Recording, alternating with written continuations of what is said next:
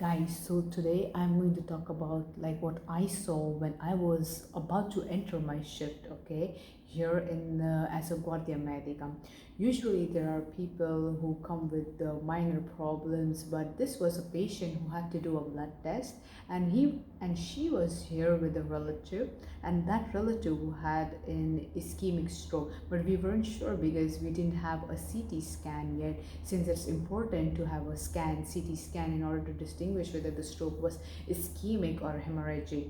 So, but I would like to tell you what you should do in such a situation. First of all, the most important thing is that you do a quick clinical evaluation, which involves first, there's a fast protocol. Okay, you see the face. Is the face drooping? Is the patient able to like talk to you or not? Then you ask the patient to raise their arm, if they can raise both arms equally or not. If one is like a bit lower than the other, you have to see all these parameters.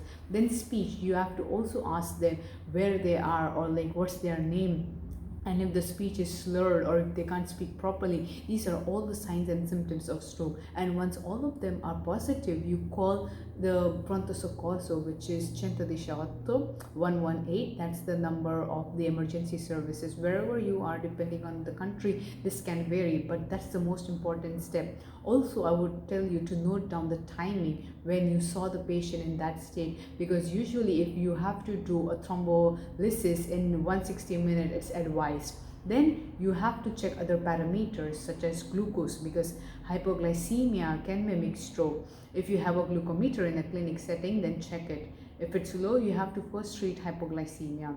Then you should be aware that you shouldn't give these patients food, water, or pills. Then prepare like a safe transfer. Alert all the other doctors if they are there. Not all, I mean at least someone to be with you.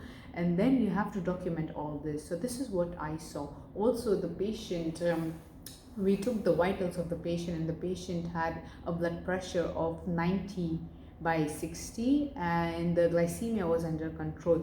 However, the patient was sweating, and you could see that the speech was slurred and he couldn't raise an arm. We couldn't give anticoagulants or like antiplatelets immediately because we didn't know if the stroke was hemorrhagic or ischemic. Because if it's hemorrhagic and of course you give anticoagulants, the patient will bleed even more. So for this, to rule out this, you need to do a CT scan. So first you call 118 when you suspect the signs and symptoms like this. Then you stabilize and check the vitals, because this is what you will have to communicate to the ambulance when they arrive. So because they will ask you, oh, how you found the patient. Quickly you need to have a quick summary so they can again forward this information to the doctors there. So in this situation, stay calm and act fast. That's the thing. Time is brain. That's what they say in a stroke. So good luck.